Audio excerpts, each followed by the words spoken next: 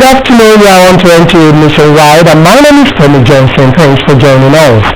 The House of Representatives has commended the federal government for commencing the implementation of the United Nations Environmental Program report, which recommended the cleaning of all polluted areas in Ogoniland. The House also resolved to advise the federal government to check illegal routes into the country to curb activities of terrorists. National Assembly correspondent Grant Hills reports that these were part of the motions adopted in the Thursday's plenary session. Meanwhile, the Deputy Senate President has assured the Republic of Korea of Nigeria's commitment towards addressing some lingering concerns of the South Korean business interests, including pending issues in the oil and gas sector and that of double taxation. It was while visiting the ambassador of the Republic of Korea to Nigeria in his office in Abuja. National Assembly correspondent Kenneth Nami reports. Commending the Republic of Korea for its support towards the socio-economic development of Nigeria, especially in the areas of education, information, communications technology, agriculture, and manpower development, Senator Ekwemadu called for more South Korean investments in Nigeria. He also noted that more effort is being made by the Nigerian government to boost infrastructure and make the nation's business environment conducive for investors.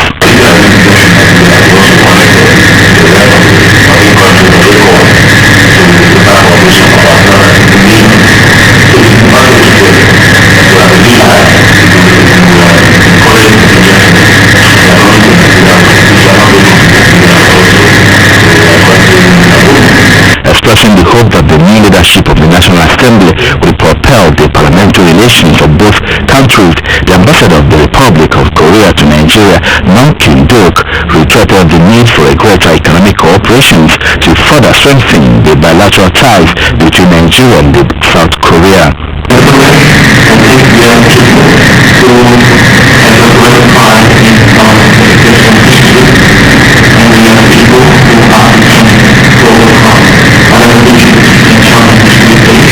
He also said that Nigeria's market potentials should be harnessed for the benefit of both countries. From the National Assembly, Kenneth Nani, NT News. Meanwhile, the Deputy Senate President has also described as irrevocable the determination of the Senate to collaborate with the federal government in fighting insurgency. He said this in Yola when he led a delegation of senators to visit internally displaced persons. Mohammed Saidi takes up the report from there. The delegation of the senators was in Yola following the resolution by the upper chamber to visit all states affected by insurgency to speak for themselves with a view to providing proper legislation. The delegation under the leadership of the Deputy President of the Senate, Ekwemadu, was in Damare and Balkoni IDP camps, where he assured the IDPs that the government is doing everything to rebuild the affected areas for them to start a new life. He asked the IDPs not to see the situation at the end of now, rather it should strengthen their determination to pursue whatever will promote their lives. Conducting the senators round the two camps, the Loma camp coordinator Saad Bello told the delegation that the two camps are currently housing about 2,000 IDPs each. He appealed to the federal government to, as an interim measure, construct military bridges to replace those destroyed by insurgents along the northern zone of the state, adding that unless such is done, those returned to their localities will be cut off from the state capital in the middle of the rainy season. The state deputy governor, Martin Babele, had earlier refused to the delegation and accompanied them to all the IDP camps. In Yola, Muhammad Saidu, NTN. As still from Yola, more and more internally displaced persons have continued to benefit from the second phase of the weekly medical outreach program of the 47 Nigerian Air Force Hospital in Yola. Brigadier Daniel reports that Deeper Life internally displaced persons camp is the fifth out of the air market towns in Yola. This is Deeper Life IDP's camp situated in Sanjay, Yola, with no fewer than 300 internally displaced persons residing inside and around the camp. Apart from the humanitarian aid being enjoyed from the Deeper Life Church, individuals and other non-governmental agencies, Deeper Life IDP's camp has suffered neglect from the government as attested to by the camp chairman, Beatrice Uliamai and Pastor Daniel Albayin. Respite, however, came when the 47-month hospital Yola extended its second phase of the weekly medical outreach program for the internally displaced persons at the Deeper Life Camp. Commander 71st Strike Group, Nigerian Air Force Yola, Air Commodore Dayo Amaro, who recalled some of the challenges some of the IDPs are going through, says necessitated the magnanimity of the Chief of Air Staff, Air Vice Marshal Sadiq Baba Abubakar to the IDPs. Adequate funding, he says, have been given to carry out the medical outreach exercise, hence assured to look into the hygiene and purity of the camp's health of drinking water.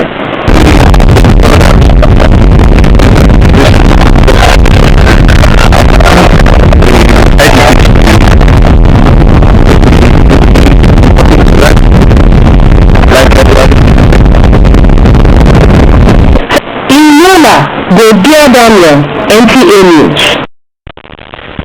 In the meantime, the Chief of Defense Staff Major General Adebayo Olonishakin has given assurance of the commitment of the Nigerian Armed Forces to fight Boko Haram insurgency.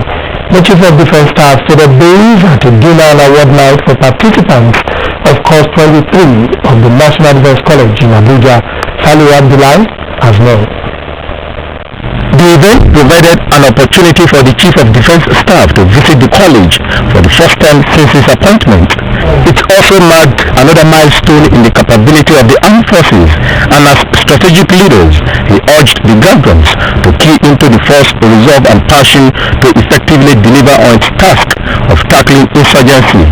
Government applies broad-based and provide comprehensive national security mechanisms and therefore to state that the armed forces of Nigeria is currently the government's principal instrument to provide stability in the situation. He is confident that through self-sustainable strategy, the Nigerian Armed Forces is now better prepared to anticipate and fight insurgency across the borders.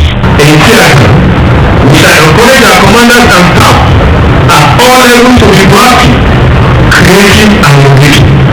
Accordingly, as future strategic leaders, we will be expected to put into use all the knowledge gained at the college and participate actively in the task of making Nigeria great again.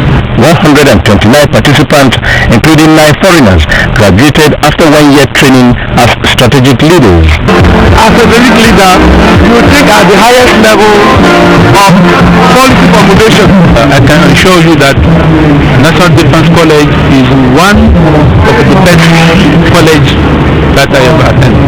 National Defense College is an apex military institution in Africa that has trained many officers in the region. In Abuja, Salihu Abdullahi, NTA News. In another development, following the continuous increase in pre-trial detainees across the country, a public-private sector partnership has been struck to fight the trend. The partnership is between the Legal Aid Council of Nigeria and the NGOs that are into prison congestion. Judiciary correspondent from Okere reports.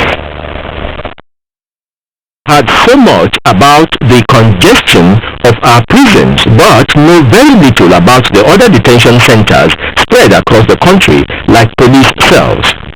This collaboration is to expose and eventually decongest such centers, particularly when the detention centers deny their inmates their right to trials.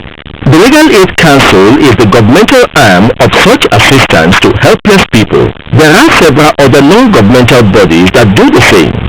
They all came together in Abuja to chart a common course for this battle. It's definitely an excellent opportunity for NGOs to provide legal aid services to partner with the government, because One of the big challenges for pretrial detention in Nigeria, as in many federal states, is the question of coordination.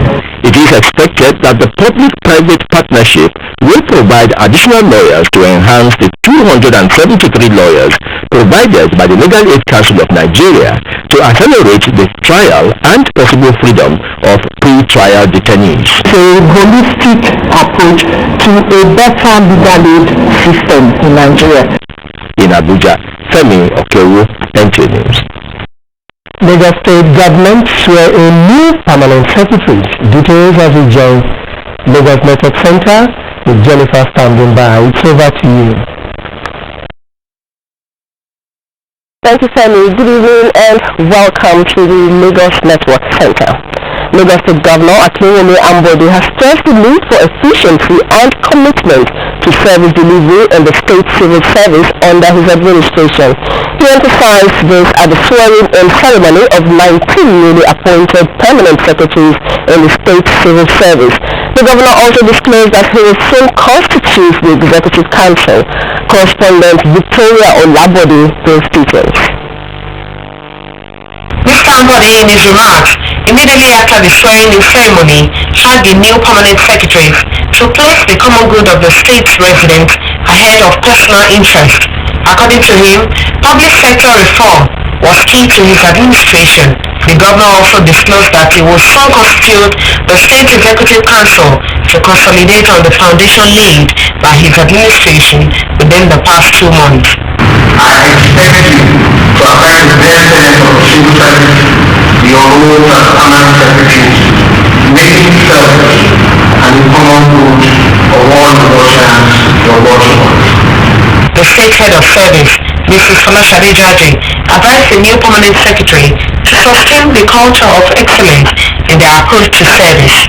The strong message has been sent across the state public service by His Excellency that diligence, dedication, commitment, loyalty, and hard work will ultimately be rewarded. Mrs. Adekoye Adebomi, who spoke on behalf of the new permanent secretaries, promised to discharge their duties without fear or favor.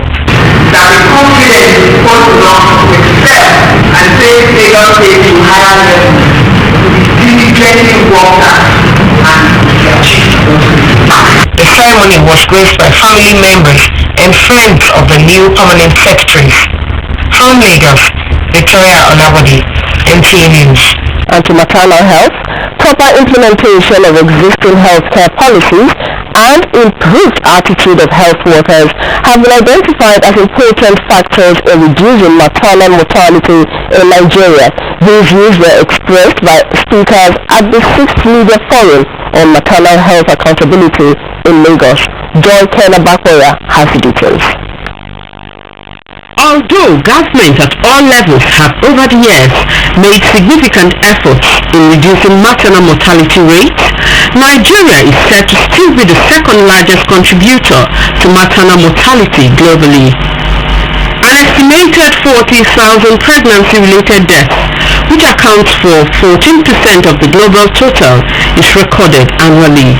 The situation, experts say, has been traced to lack of access to qualitative health care by pregnant mothers. A lot has been done in relation to awareness creation and campaigns by the government, but there are still issues that revolve around corruption in government spending. There are issues that involve the culture. So some people just have the culture of not going to the hospital no matter what. That is why this forum will be seen prioritizing maternal health in Nigeria is focused on addressing issues and challenges affecting maternal health care. Speakers at the forum say unhindered access to adequate healthcare systems, skillful birth attendance, and low cost of medical interventions are important to reducing maternal deaths. Facilities are not there in some communities. Primary health facilities are supposed to be at least one model facility for a ward. Participants are optimistic that forums like this will contribute ideas towards reducing maternal mortality in Nigeria. In Lagos, Joy Ken Abakuya, NTA News.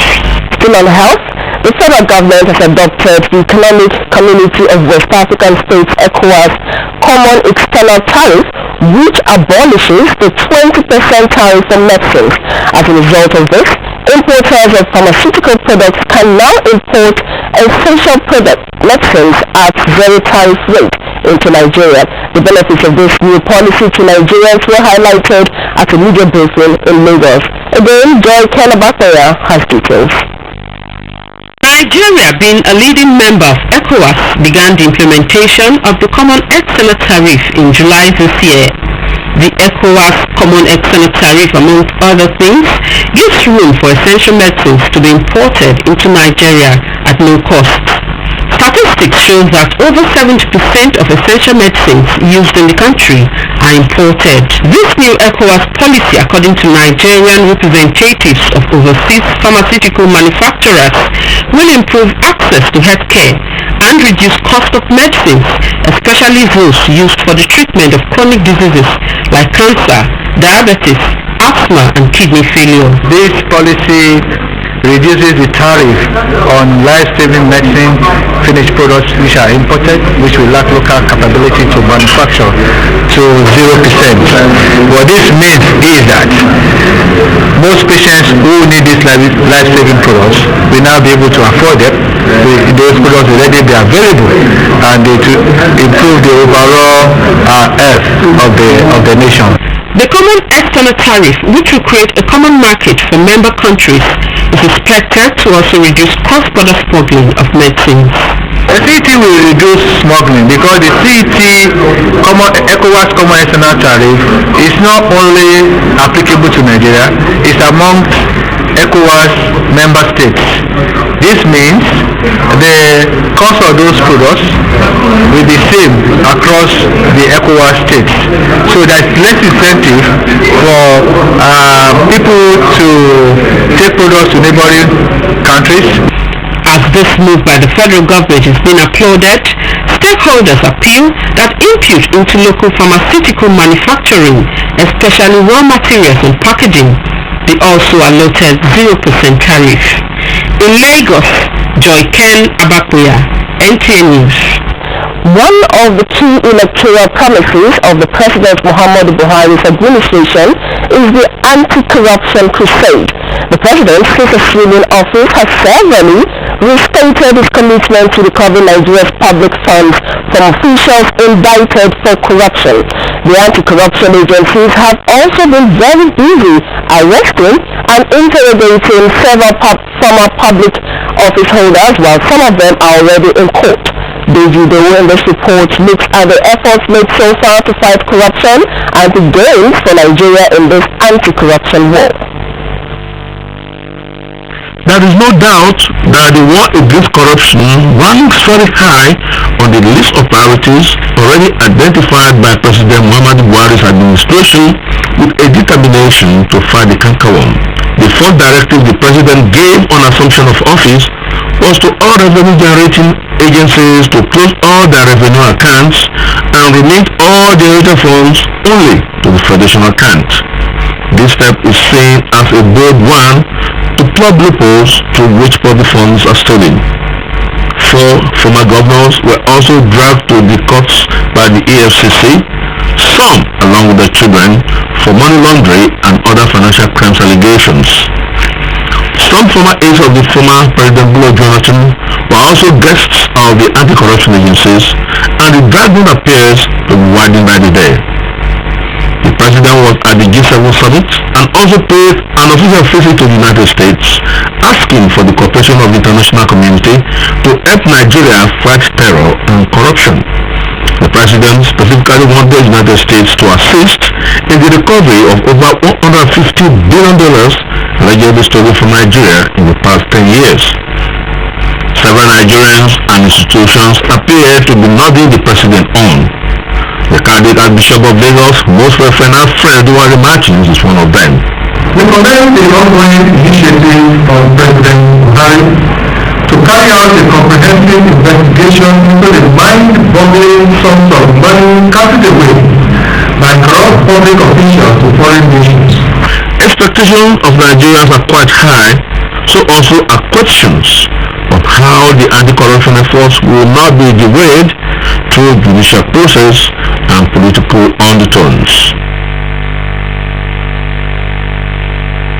David report there on the anti-corruption crusade so far, and his report ends our contribution from Lagos. My colleague Femi in Abuja will continue with the news. So Femi, over to you. Thank you, Jennifer. In continuation of the discourse on crude oil theft in Nigeria, guest on NTA flagship program Good Morning Nigeria says, though the laws against oil theft exist, but the need for culprits to be prosecuted to serve as deterrent to others was unanimous. Abdulmalik Abu tells us more. Arising from the discussion, it was alleged that Nigeria loses between $15 to $20 million daily from crude oil theft, translating to 400,000 barrels or 2,000 trailer tankers daily. The second part of today's discussion enumerated measures to curb the menace. They were arrested. They will need to dispose of these cases on time, and of course, sanctions must be meted out as soon as possible. That is one way that could serve as a deterrent to these would-be ship owners who think renting around Nigerian waters is like a privilege. Whoever is producing the crude differs from whoever is moving it through the pipeline. So the responsibility of those who manage the pipeline, a company, that is their core responsibility, their core duty to manage the pipeline. Former Minister of Transport Ibrahim Isabi says sophisticated equipment should be procured to check the nation's waterways. If Nigeria at this stage cannot have systems that are being applied all over the world to identify vessels coming into our territorial water, either by NIMASA or by Nigerian Navy or by Nigerian Air Force, is very unfortunate. There were also contributions on the dealing with the alleged connivance between the oil thieves and the security agencies charged with the responsibility of monitoring the waterways. If you come to find any of my members alleged to be involved, and we have said clearly here over time that if any member of NUPENG is being found wanting in terms of going into vandalizing warehouses and crude oil lines, should be arrested and prosecuted. Because there is a conspiracy theory, because there is unpatriotic attitude on the part of those responsible for mining all these things, there's a deliberate effort to sabotage the system and cause a national leakage. The discussion also called for the adoption of international best practices in the nation's maritime sector. In Abuja, Abdulmalik Abiy, NTA News. In another development, a forum to articulate strategies and most efficient ways of exploring opportunities in the solid mineral sector has been held in Abuja. Shehu Gulu reports that the forum also tends to review the roadmap for solid mineral development in Nigeria. National Bureau of Statistics Mining and Quarrying reports released in January 2015 revealed that mining and quarrying activities contributed about 0.09% to the gross domestic product (GDP) of Nigeria between the year 2010 and 2012. This program offers a platform for all of us present to engage in thorough deliberation. One of the reasons for this abysmal performance, as expressed by stakeholders at the forum, is overdependence on oil. The dwindling oil revenue in recent times has made solid mineral development very imperative as a means of revenue diversification. Describing the mining sector as a gold mine for many African economies, stakeholders in the sector, including the managing director of the Bank of Industry, Rashid Olaoluwa, say with over 30 solid minerals in commercial quantity, Nigeria's drive towards economic diversification will be rewarding. Nigeria is blessed with abundant agricultural and solid mineral resources that can be leveraged to propel the country's economic development. The outcome of the brainstorming of this event will provide inputs to be examined by the government in evolving strategies and innovations that will lead to the desired revival of the solid mineral sector. In any case, as we stand today, we have no option. We just have to develop the sector. Stakeholders believe mineral resources are the foundation upon which an industrialized economy is built, and industrialization is essential if the country is to reduce overdependence on the oil industry. In Abuja, Shehu Gulu, NTA News. Meanwhile, the federal government has commended Sky Electronic Smart Metering Systems for supporting training of some Nigerians to complement government's resolve to address the challenges in the power sector. Permanent Secretary, Federal Ministry of Industry, Trade and Investment, Ambassador Abdulkarim Musa said these representing traveling documents to 9 Nigerian engineers proceeding to China to understudy the assemblage, manufacture, and operations of electronic prepaid meters there. He employed other big companies to help address the lingering challenge in the power sector in particular and the economy in general. He warned the engineers not to venture into any act capable of bringing Nigeria into disrepute.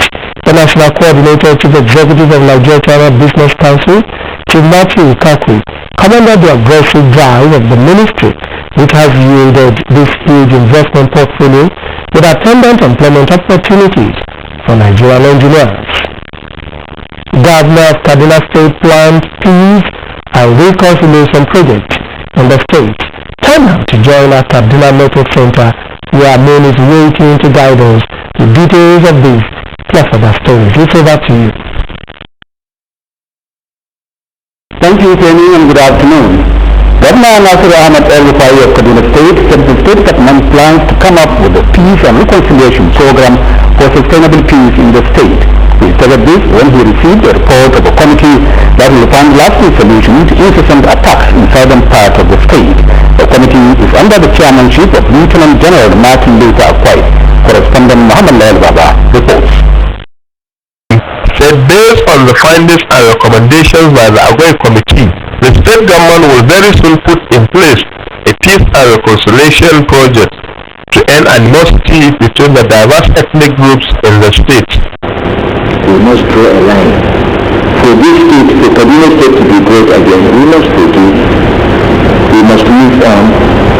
We must respect each other. We must recognize the rights of others to be different. Governor El-Rufai emphasized the need to stamp out the ugly indigent and settler dichotomy in the state, and that he noted retire the state from growth, stating the need for the recognition of each other's rights. Chairman of the committee, Lieutenant General Martin Luther Akwai, said land boundary, drug abuse, religion misconception, encroached cattle routes, and 2011 presidential post-election violence are some of the factors noted to have triggered crisis in the southern Kaduna and the state at large.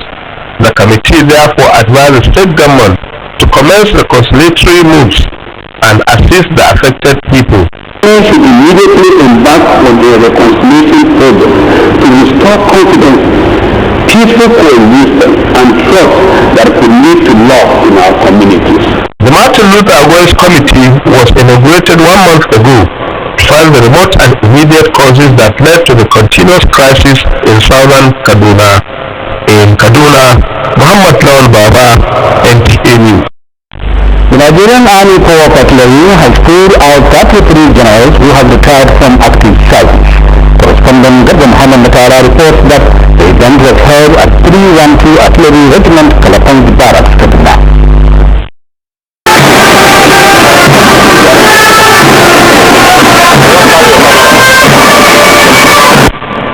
This marks the end of an active service to the country with the pull-out ceremony of the retired generals alongside their wives. The former general officer commanding 1 division of the Nigerian Army, Major General Lawrence Olufemi Jokutola, reviewed the parade at the ceremony. Earlier, while doing the victory speech on behalf of the retired generals, Major General Lawrence Olufemi Jokutola stated that as retired gunner officers, they will continue to contribute in whatever way the Corps deems fit towards achieving the Corps' objectives as well as the Nigerian Army. We should demonstrate the spirit to give back to the society. We must be ready to play any part that we have to play, and we should do it with plenty of integrity. While urging serving men and officers of the Artillery Corps to remain resolute in their duties, the commander of Nigerian Army Corps of Artillery, Major General David Amadu, expressed optimism of the Nigerian Armed Forces to overcome security challenges in the country. The army and the military as a whole that very soon because we have been putting our best in our efforts. Also, Governor Nasir Ahmed El-Rufai was represented by his deputy, Bala Barnabas. 12 major generals and 21 brigadier generals were retired. In Kaduna, Dr. Muhammad Atala, NTA. The Federal Road Safety Corps will embark on Operation Scotland aimed at forcing rickety vehicles in Kaduna State to be off the road. Sector Commander, FRSC State Command, Francis Goma, said this while briefing journalists in Kaduna. Correspondent Junior Okwesi reports. The Sector Commander commander observed that so many motorists have lost their lives owing to bad condition of vehicles plying the roads. Apart from checking the general condition of vehicles, the command he noted will apprehend drivers who violate speed limits and passengers without seatbelts, among other offences to be tried by the mobile court. To check these trailers carrying containers on top of their vehicles should be the main idea within this period, so that we can stop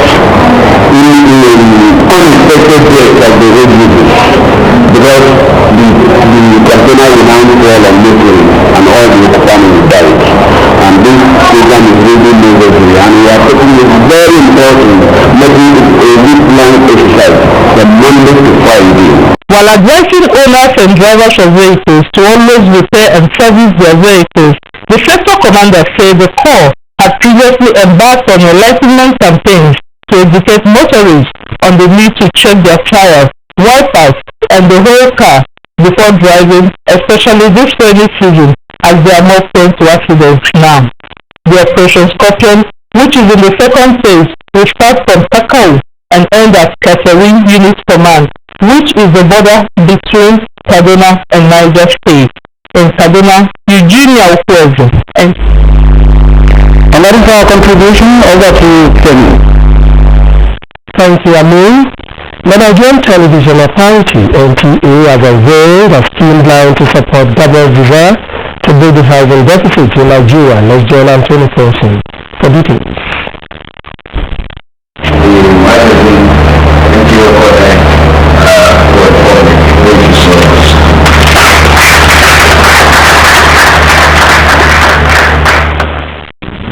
That was the official unveiling of the NTA Property Connect, an international property magazine which is a collection of plans, properties and building materials for homes and offices. The idea is to avail the right information about the developmental efforts of real estate companies, mortgage institutions, interior decorators and all components that fall within a building process. We are established to really take charge and help with the procurement of real estate, first of all for NTA personnel directly, but then take advantage of the boom in the industry to also be a supplier to people outside of the NTA. Representative of the Speaker, House of Representatives, and that of the Permanent Secretary, Federal Minister of Information, all spoke, commending NTA's foresight in floating the scheme. I want to appreciate the effort of those behind this position. NTA Property Investment Committee is the primary obligation is to see the housing needs of NTA staff and members of the public. I want to recommend my campaign to all of us in our personal and official capacity, and all to support this movement and promoting insurance. The occasion was attended by professionals from building and real estate management sectors as well as financial institutions, all ready to key into the NTA scheme, describing it as a well-thought-out plan to help reduce housing deficit in the country.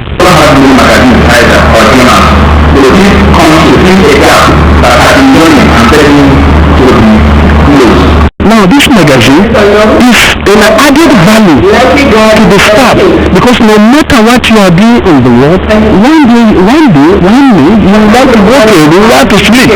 This will activate, this will assist the staff, and this will boost the morale of the staff. We are looking at quality affordable houses at a reasonable price that is affordable, looking at what our people are paid as salaries, within their salaries, we must be able to pay for their houses. For drivers of the scheme, this is a new dawn for housing and real estate in Nigeria. Majority of the people of this country don't have access to land. They don't have access to mortgage. How do you make housing very cheap? And I would like to believe that Property Connect will be the reservoir of all the information that we need from that sector. We have an obligation It's just our own token contribution to this dream, the bigger dream of the entire nation. We have an obligation to tell people that you can easily get those houses. You can easily accommodate yourself. You don't have to build skyscrapers to accommodate yourselves. NTA Property Connect is an authentic avenue where Nigerians can own a home. In Abuja, Anthony Fosun, NTA News. Meanwhile, the Federal Capital Territory Administration has frowned at the lack of infrastructure in some housing estates in Abuja and its environs. It has therefore called on private estate developers to ensure provision of basic amenities in such estates before they are inhabited. This was at a meeting between the Abuja Metropolitan Management Council and the Real Estate Developers Association of Nigeria, FCT chapter in Abuja. Correspondent Vitaly Open reports. It is commonplace in Abuja and environs to see housing estates springing out of virgin lands and being occupied without requisite infrastructure and amenities such as roads, drainages, potable water, shopping areas and recreation facilities. Where some of these exist, facility maintenance is the problem. The Federal Capital Territory Administration considers this trend unhealthy for housing development in the territory.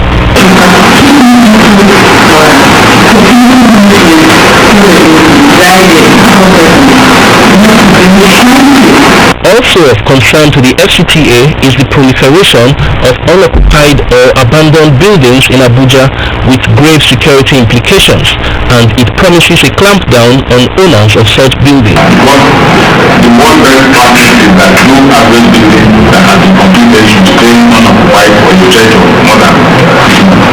The real estate developers on their part are seeking robust partnership with the FCT administration towards addressing housing deficit. Those with one form of project or another have issues with delay in approval processing, overlapping layouts, delay in the regularization, just to mention a few. The FCT administration is of the opinion that the 17 million housing deficit in the country, with the FCT accounting for 10% of the deficit, is not an excuse for poor housing development. All stakeholders are expected to be alive to their responsibilities towards ensuring qualitative housing for all. In Abuja, Mikaire Ipe, NTA News. Let's now take a break and nationwide resumes shortly. Enjoy great nourishment. Eat Meko White Oats. It's easy and quick to prepare. No artificial flavor, preservative or coloring. Rich in fiber and vitamins. Improves bone health and is suitable for diabetics. Meko White Oats is made from whole grains and is good for children, adults, pregnant and nursing mothers. Nothing says good morning like a warm bowl of Meko White Oats. Available in leading supermarkets nationwide. Meko White Oats is a product of Chris Hold Nigeria Limited, 40 Musaka Street, Zone 6, Abuja. Marketed and distributed by Real Diamond Veteran Synergy Limited. Telephone 0703 111 4388 0817 957 1760. Meko White Oats, your delicious and nourishing oatmeal.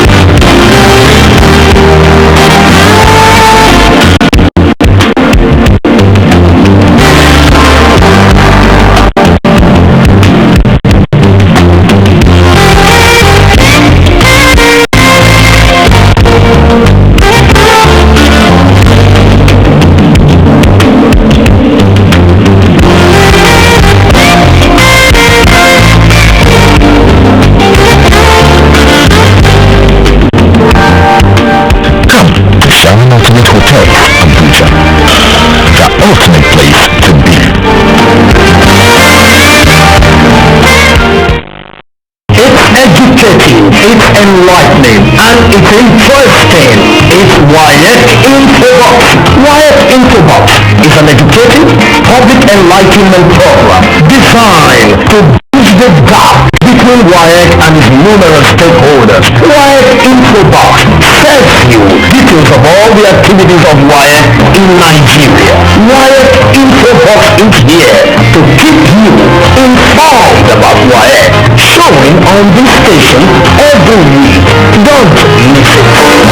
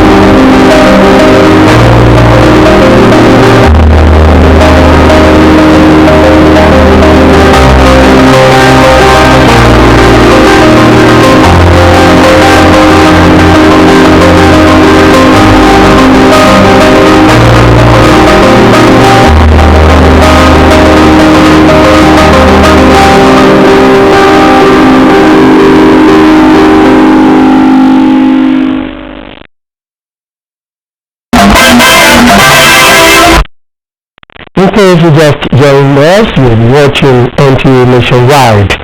The National Emergency Management Agency NEMA has alerted the state governments and communities along River Benue of possible flood following information from the Cameroonian authorities to release excess water from Lagdo Dam.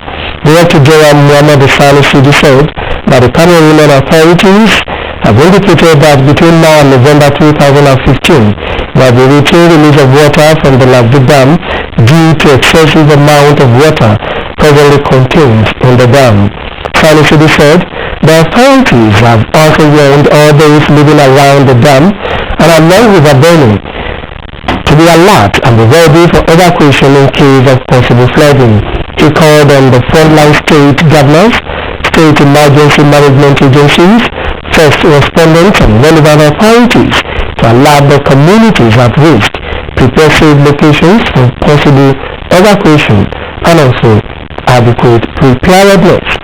And our next stop is the Network Center where Dauju will be our guide. It's over to you. Thank you, Femi. Good evening and welcome to Ibadan. Men of the Nigerian Army have been urged to collaborate with the federal government to actualize the vision of a professional, vibrant and responsive army. This was the message at the official handing and taking over ceremony of the General Officer Commanding 2 Division, Nigerian Army held in Ibadan. Correspondent Femi Afolabi has the details. The handing and taking over ceremony between the outgoing and incoming GSC 2D Nigerian Army in Ibadan was witnessed by senior officers in the command. Outgoing GSC Major General Sanusi Niazu commended the cooperation of officers and men towards achieving a progressive and greater 2D command. He urged that the tradition be continued. Command is like research. There must be a gap. If you run identify that gap, then you'll be able to fill it up. Another person will come and continue from where you stopped. Incoming GSC Major General Chima expressed readiness to ensure that the command tunes into the agenda of our pro-national army that loyally discharge its responsibilities. I want to call all hands on deck to enable us support during the war and actualize the vision which we all know is power and Nigerian professional, vibrant, responsive to actualize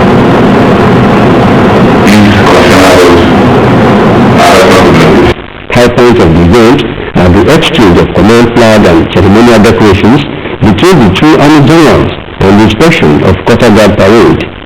In Ibadan, Femi Afolabi, NTA News. The Ogun State Police Command has been urged to rise up and curtail the rising trend of criminal activities in Ijebu area of the state. The Abuja Empowerment Ruler of Ijebu Land, Obasikiru Adetona, gave the charge of hosting the State Police Commissioner in his palace. Correspondent Joel Pipola has the report. The Even the new commissioner of police, the Abuja of Ijebu land, Obasiki Kayode Adetono, decried the glorious of crime, which he said has reached a worrisome dimension, especially within his domain.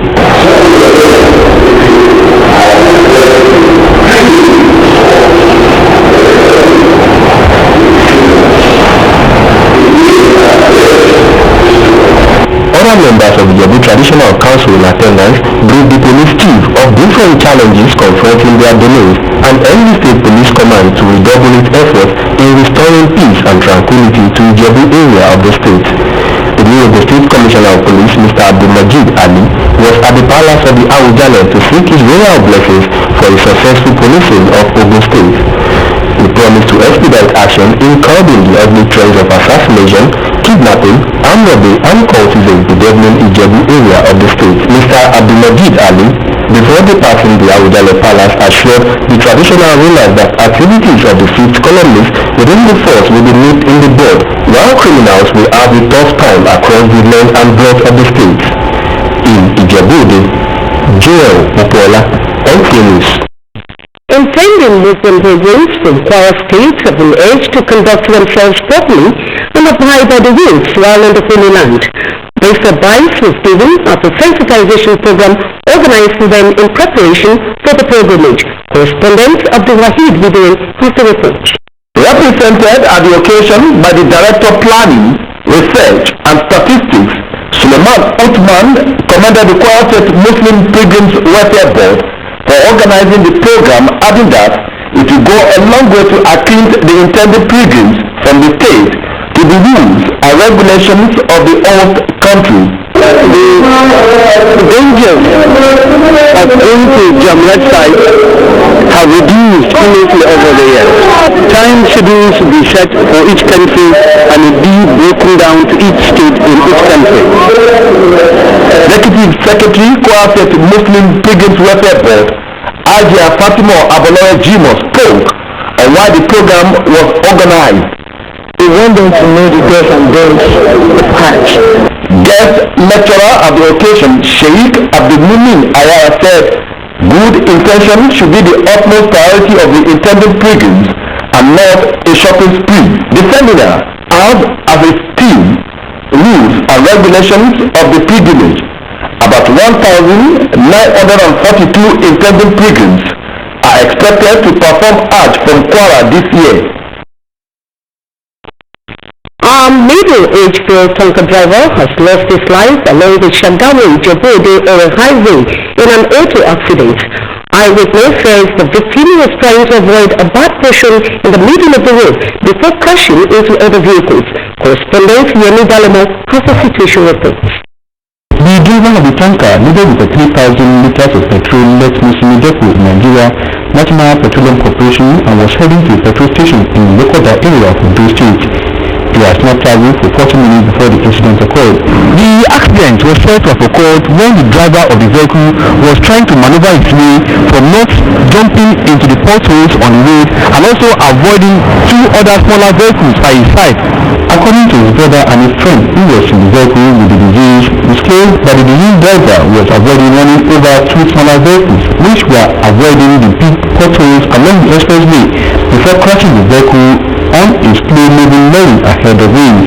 In turn, sympathizers who thronged the area said the accident was avoidable, attributing it to the filling portion of the expressway. Members of the National Union of Petroleum and Natural Gas Workers combined appealed to the government to fix the roads which have now become death traps. The corpse has been deposited in the morgue at Shagamu in Ijebu-Ode. Shiobudanimo, NTA News. And as that far we can go with our Local Center, we continue with reports coming, and the National Committee on the Revitalization of the Agricultural Sector have submitted their report. The four committees were inaugurated by the Federal Ministry of Agriculture and Rural Development at the instance of President Muhammadu Buhari. Fatima will report that findings and recommendations of the committees are expected to reach the President within 7 days. The committees set up 3 weeks ago to review all the existing policies on operations of the federal government's forage and agro-processing facilities, resuscitation of cotton, textile and garment industries, development of grazing reserves and stock routes nationwide, as well as revitalization of agricultural extension services in Nigeria. Major among the committee's recommendations include the injection of over 37 billion naira into the cotton, textile and garment industry between 2016 and 2019, as well as exploitation of the existing 100 billion CTG fund verified with the Bank of Industry, which they said was converted to equity. We are indeed poised to ensure that we kickstart, sustain the current efforts and also galvanize all resources to ensure that first, we are able to produce food for our people, we are able to create employment for our youth, and we are also able to add value and reduce the avoidable resources we are currently spending in terms of foreign exchange. The committee also approved for the establishment of a national program of grazing reserves and the stock route development, as well as strengthening the existing conflict resolution and prevention mechanism, and to further boost food production through mechanized farming.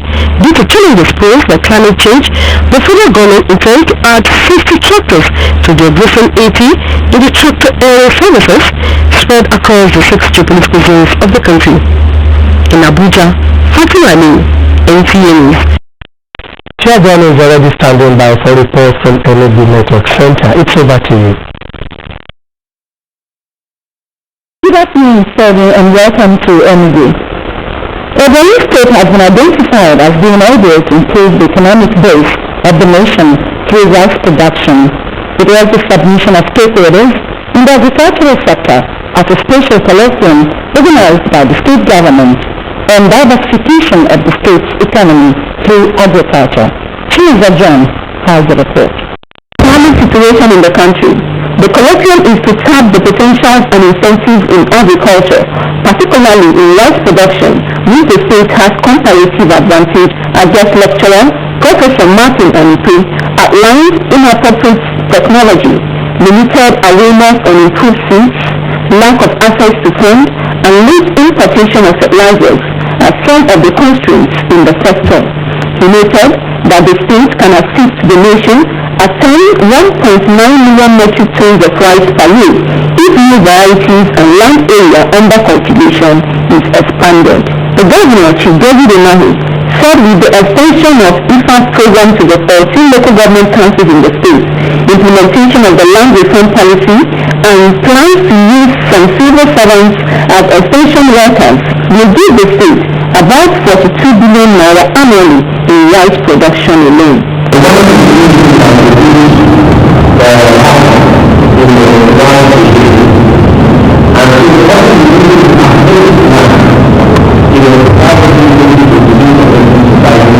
Stakeholders at the event lauded the steps being taken to diversify the state's economy and challenge the government to reawaken the interest of youth through mechanized agriculture and public-private partnership. In Abakaliki, Chinafajun, NTA News. 7 committees have been set up in Oniguma Senatorial District to identify and tackle developmental issues in the constituency. The senator representing the constituency, Senator Chukwuka Ekazi, who set up the committees, said it is to ensure even development of the area. Mnaigo has the details. The town meeting held at Nsukka stated an opportunity for the people to interact with their senator and identify their areas of priority needs. The committee, which includes health, water, rural development, agriculture, security, as well as boundaries, has up to 30th of September to submit their reports. Senator Kazi stated his commitment to the easy development of the local government in the senatorial district, describing his position in the Senate as a social contract with the people. I will talk and do more of the listening. And with all these things, it will shape my opinions, my ideas, with the way I'm going to articulate all those issues and give it national prominence. Some leaders from the zone lauded the senator's commitment to the development of the zone, ordering him not to relent in his campaign promises. of quality, effective, and efficient representation. It is not about possible because the extent of our marginalization destroys our resources, our passion for unity, our love for one another. To carry what his questions along by regular interactions in the town hall meeting. The meeting, which will also serve as an auxiliary for the senator to give account of his stewardship to the people, will be held every quarter in Enugu, Ilena, Igwe, and CMEs. Every from here, turning over to you and nationwide. Thank you, Chairman. We take sports now as Nigeria Super Eagles now 53rd in the world. Organizers also continue to allay fears in preparation for the 2016 Olympic Games. Let's join Kene in Abuja. There was upward movement for Nigeria Super Eagles as they rose 4 places to 53rd position in the latest FIFA rankings released on Thursday. The 3-time African champions were rated the 57th best team in the world last month when they dropped down 14 places. Nigeria still remain 10th best on the continent, with countries like Algeria, Cote d'Ivoire, Ghana, Tunisia, Senegal and Cameroon ranked higher. Overall, Argentina maintains their number 1 spot. However, Belgium is now number 2. The top 5 is completed by Germany, Colombia and Brazil. Chile have entered the top 10 at the expense of the Netherlands, who dropped 7 places to 12th. Football stakeholders have called on corporate bodies and individuals to give maximum support towards the development of grassroots football in Nigeria in order to discover more talent. This came to the fore at the unveiling of a new logo for the Nigerian Nationwide League One, as well as Ifanyoba, proprietor of Navy-based Ifanyoba Football Club, as patron Thursday in Abuja. I believe we need to support the grassroots football because that's the bedrock of football development in Nigeria, and that's why we have to put us together. Authorities in Brazil have continued to allay fears concerning the preparation for the 2016 Rio Olympic Games, with President Dilma Rousseff and the International Olympic Committee assuring that the city of Rio will deliver the best of games. Brazilian legend and 3-time world footballer of the year, Ronaldo de Lima, has equally called for calm as Rio continues to fine-tune preparations for the games that begin August 5, 2016. With sports update, Kenan Imabodike, NTA News.